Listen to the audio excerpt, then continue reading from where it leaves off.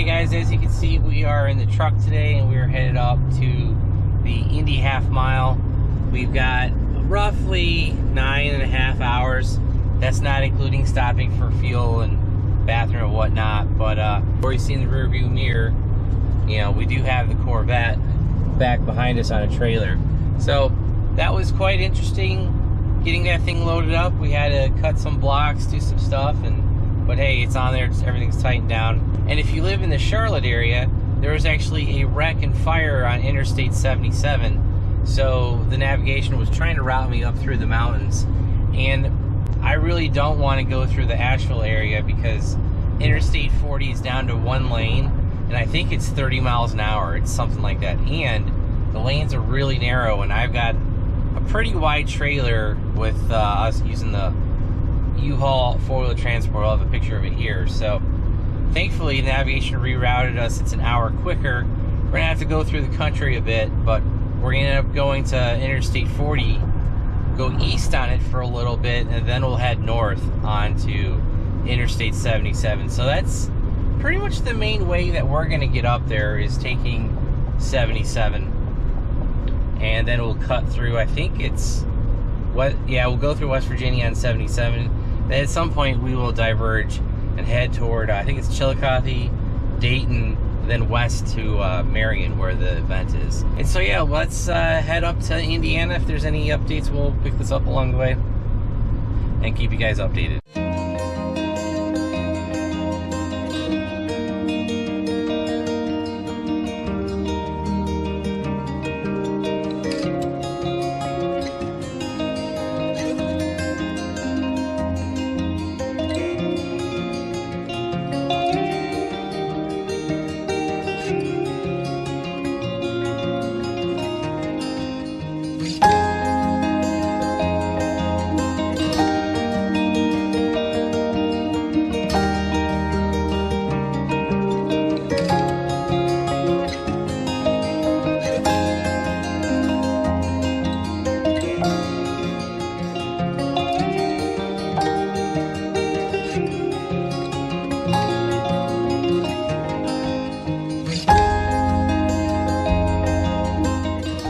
Alright guys, we made it to Indiana last night. We stayed at our Airbnb, and it was actually a really cool place. It's an old barn that they've converted like the side shed to an apartment. And it was actually really nice. It didn't smell like animals or anything, and they did a really good job when they converted it.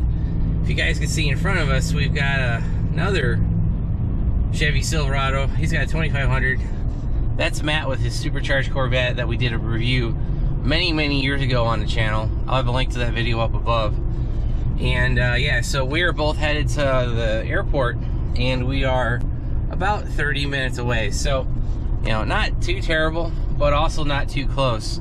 You know, when we planned this like 6 months ago, there was not a ton of options for places to stay locally. And we saw this place, and I saw that it was basically a barn. I figured, well, they'd have plenty of parking. And yeah, they did. So we were both able to park our truck and trailer and Corvette without any issue. And it's surrounded by state forest on each side of that farm. So, you know, it was like perfect place to go. So yeah, let's head up to the airstrip and we'll see what this thing runs.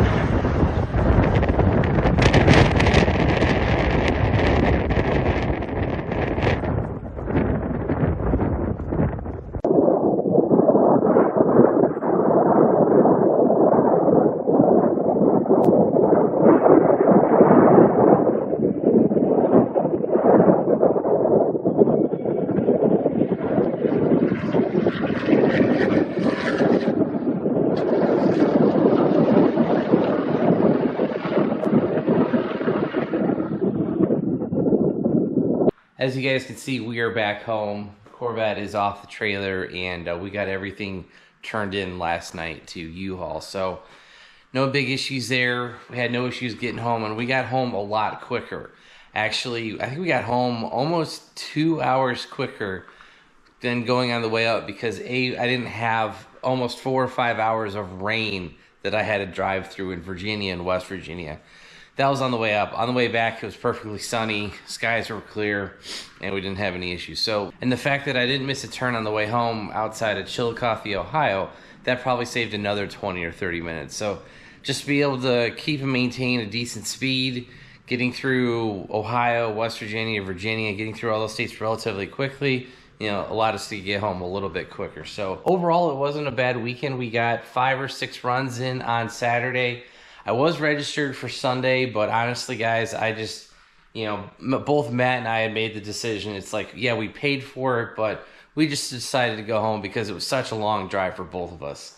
If it was a little bit closer, if it was like a 6-hour drive versus an almost 10-hour drive, probably would have gone in for a little bit, maybe made a run or two, loaded the trailers up and gone home. But like I said, just because it was a 10+ hour drive getting there, it was about a 9-hour drive, plus or minus a bit, coming home, you know, we just didn't want to stick around and risk A, breaking the car, and B, just getting home so super late. Because I still didn't get home until 6:30. By the time I unloaded the car, the trailer, and everything, it was pretty much 8 o'clock. So, you know, it's still a real long day. Now I'm actually filming the end of this video on the Monday after the event, and I think the photo developers are just now starting their editing.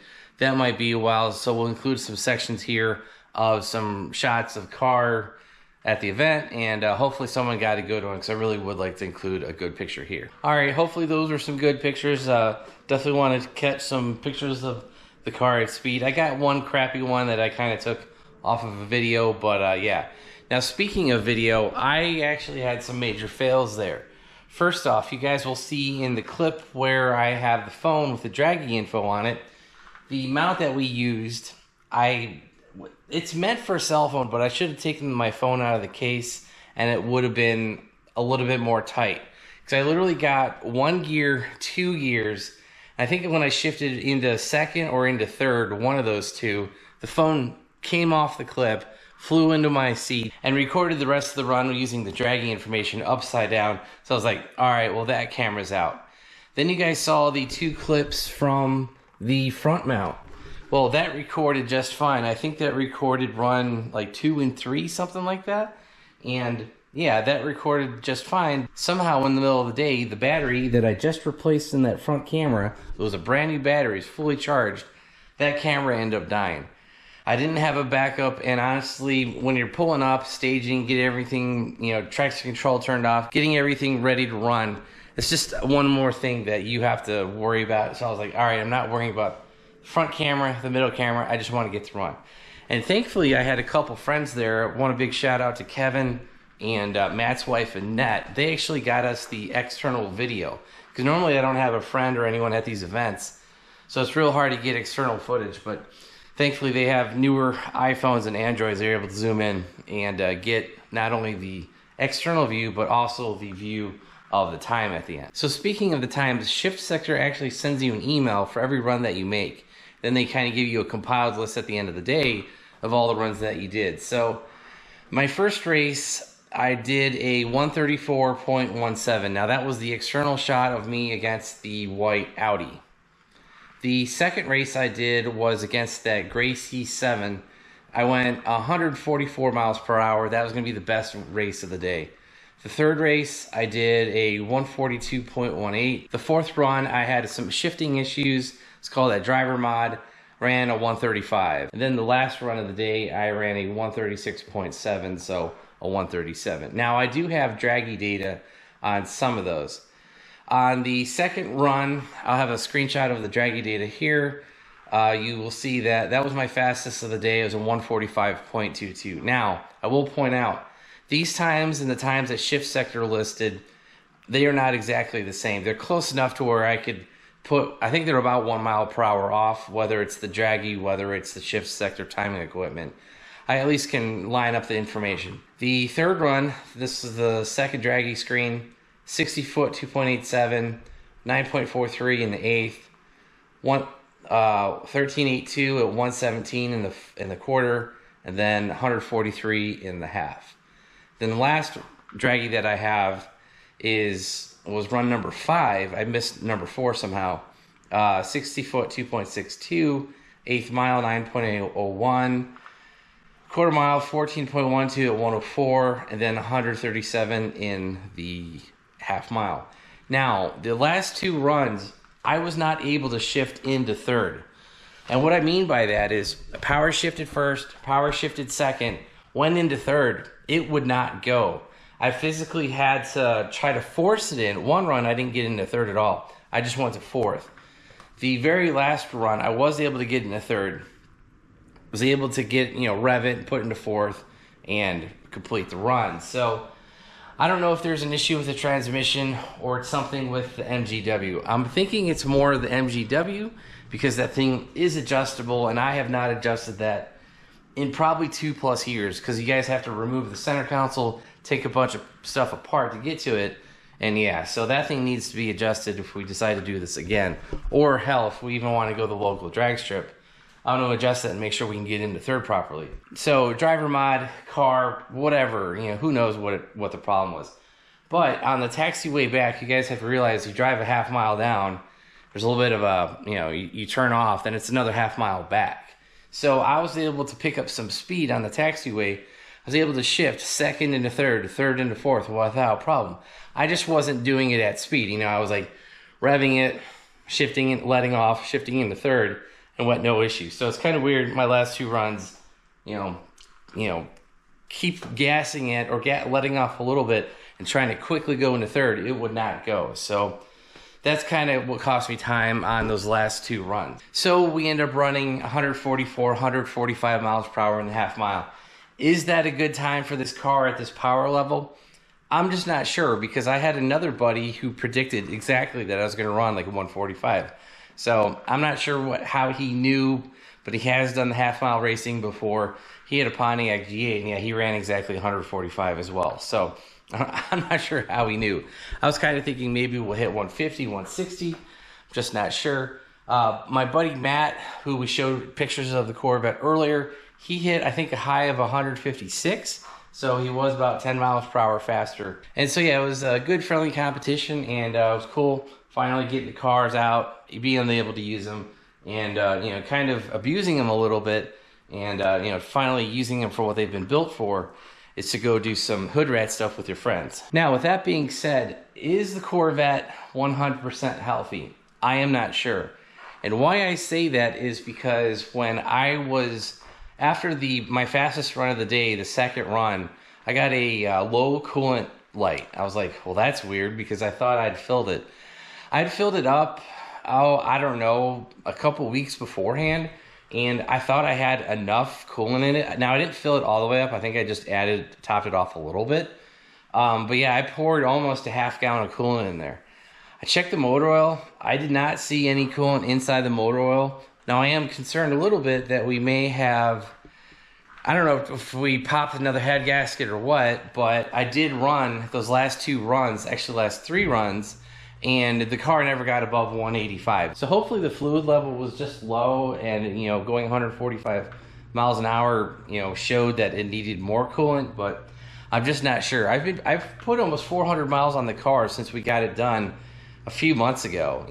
I think I've put 300 to 400 miles on it, and it never overheated. But that was at like 60 miles an hour, 80 miles an hour, 100 miles an hour, not 145. So we've got some checks to do. I want to check, just fire the car up, make sure all the cylinders are firing, and B, if we have to, we'll let the car cool back down, pull the spark plug, do a compression test. But we can also take a camera, stick it down the hole of the spark plug, and see if we've steam cleaned cylinder number 1 again. Because if we did, it was, that cylinder number 1 is the very first one up front. That's the one that we basically had issues with last time. Another thing is that's the same cylinder where the piston exploded just about 2 years ago. So maybe when that thing exploded, it threw something into the cylinder head, it cracked something deep, I don't know. And so yeah, we had the cylinder heads fixed at the machine shop. They basically machined off a couple thousandths on the bottom just to make them flat. So that was done. And then the other thing was he did a pressure check and it was holding water, or it was holding air and water where it should. So maybe this thing needs a set of cylinder heads. I'm not sure at this point. We just need to do some very basic investigative work and we can find out what's going on. All right guys, so that's gonna be it for today's video. I hope you guys enjoyed it. If you did, hit that like button. If you guys wanna see more racing content like this, we do have a rough idea of going up to Poconos for the Race Motive roll racing event up there. I think it's October 5th. So Matt and I, we talked about it. We said if the cars are still in good condition, nothing's been blown up, we'll definitely consider it. Matt's having some clutch issues. He pulled 156 miles per hour in the half mile. He's got to be making more power than me because, like I said, I only made like 145. And, last time he had his car dynoed, I think it said 650. That was at 8,000 plus feet in altitude when he used to live in Colorado. So I think he needs to get it re-dynoed at sea level because he moved from Colorado down to New York. And I think he needs more accurate numbers. So if his car could be put back together, he needs to probably put a clutch in it because his car is a stock clutch. In mine, we've got the McLeod RXT twin disc. We haven't had any clutch issues, but yeah, so he might need a clutch. I might need a set of cylinder heads or something. We'll figure that out. But yeah, if you guys want to see those videos, hit that subscribe button, turn on your bell notifications. But if you guys want to help support the channel, check out the links down below. We really didn't do any installs, so we'll just throw some links for the tools that we use. And that's gonna be about it. Oh, also make sure you check out our website, BonecrrusherSS.com. We've got the merch for the race that we did. We've got Corvette merch, ZR2 merch, all that. And that's gonna be it. Thanks, guys. Have a great one.